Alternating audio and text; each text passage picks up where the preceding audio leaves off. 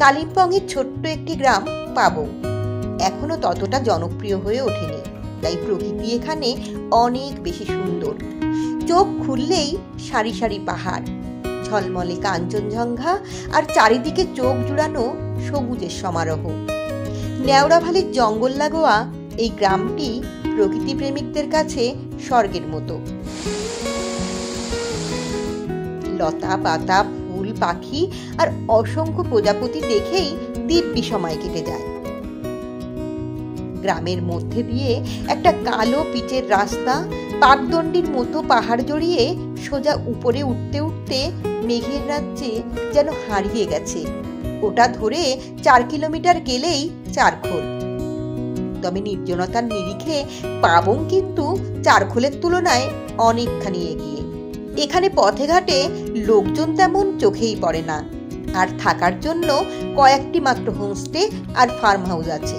আজকের ভিডিওটিতে আমি পাবংয়ের বিভিন্ন হোমস্টের ফোন নাম্বার শেয়ার করব আর দেখাবো আমরা কোথায় ছিলাম।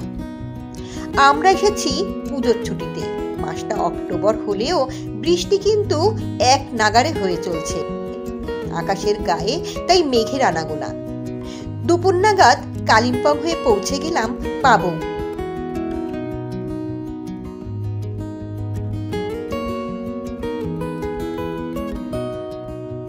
পথে পড়ল পালা আর রেলি নদী, খুব সুন্দর একটা ব্রিজ। পাবংয়ে আমরা থাকবো ভট্টরাই হোমস্টেতে। অনেকদিন পর এমন একটা হোমস্টেতে থাকার সৌভাগ্য হলো যেটা বাস্তবিক অর্থেই হোমস্টে। সম্ভ্রান্ত এক নেপালি পরিবারের উঠানে কটেজের মতো 3টি ঘরে থাকার ব্যবস্থা, ভীষণভাবে ঘরোয়া পরিবেশ।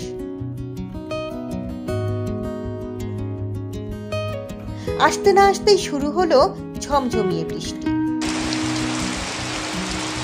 খাওয়া দাওয়া সেরে বাড়ির ছোট মেয়ে সীতার সাথে ছাতা মাথায় বেরিয়ে পড়লাম গ্রামের পথে। আসলে আমরা এখন চলেছি পুজো দেখতে। গ্রামটা একটু নিচের দিকে, বেশ কয়েকটা বাড়িঘর পেরিয়ে এলো একটা প্রাইমারি স্কুল। এখানেই গ্রামের পুজো হয়েছে। আজ কুমারী পুজো হয়েছে আর এখন চলছে টিকা উৎসব। পাশের মাঠে এই উপলক্ষে চলছে ফুটবল টুর্নামেন্ট। ছাতা মাথায় দলে দলে লোক আসছে, প্রসাদ খাচ্ছে আর তারপর বসে পড়ছে খেলা দেখতে। আমরা আজ ভট্টরাই পরিবারের অতিথি, তাই আমাদের আলাদা খাতির। প্রসাদ খেয়ে টিকা লাগিয়ে এক অসম্ভব ভালো লাগায় আপ্লুত হলাম। তারপর ফিরে চললাম হোমস্টেতে।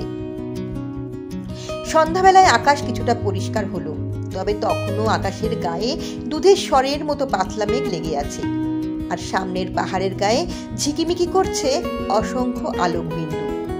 উত্তরবঙ্গের বিভিন্ন জায়গা থেকে রাতের শহরের আলো দেখার সৌভাগ্য আগে পরে অনেকবার হয়েছে, কিন্তু এত সুন্দর হীরের নেকলেসের মতো শেপ আগে কখনো দেখিনি। পরের দিন আমরা চলে গেলাম চারখোল। এবার বলি কিভাবে পাবং আসবেন। এনজিপি কিংবা শিলিগুড়ি থেকে কালীঝোড়া হয়ে পাবং আসতে মাত্র 2.5-3 ঘন্টা সময় লাগে। পথটা কিন্তু ভীষণ ভীষণ সুন্দর। তবে আমরা এসেছি কালিম্পং শহর হয়ে, তাই কিছুটা সময় বেশি লেগেছে। আপনারা আসলে অবশ্যই কালীঝোড়া হয়েই আসবেন। পথেই পড়বে পানবুদারা, সামথার আর চারখোল। খুব বেশি ব্যস্ততা না থাকলে গাড়ি দাঁড় করিয়ে চট করে একটু ঘুরে ফিরে তারপর পাবং আসতে পারেন। পাবং থেকে আর কোথায় কোথায় ঘুরতে যাবেন? পাবংয়ে প্রকৃতি ছাড়া আলাদা করে দেখার কিছুই নেই। তবে এখানে 1-2 দিন থেকে বেশ কিছু জায়গায় ঘোরা যায়। গাড়ি বুক করে লাভা, লোলেগাঁও, ঋষভ, কাফেরগাঁও, ডাবলিং, নোকদারা লেক, কোলখাম, ছাঙ্গে ফলসের দিকে যেতে পারেন। এগুলো সব একই দিকে পড়ে।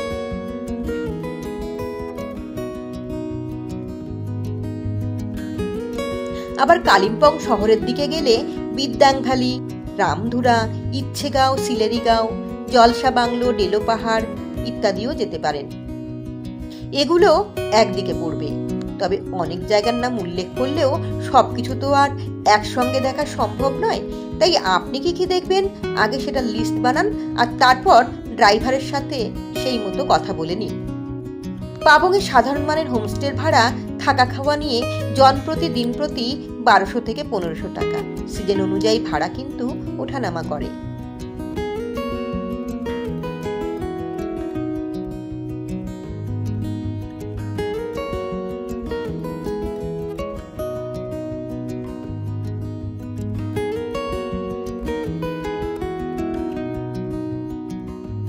কিভাবে আসবেন?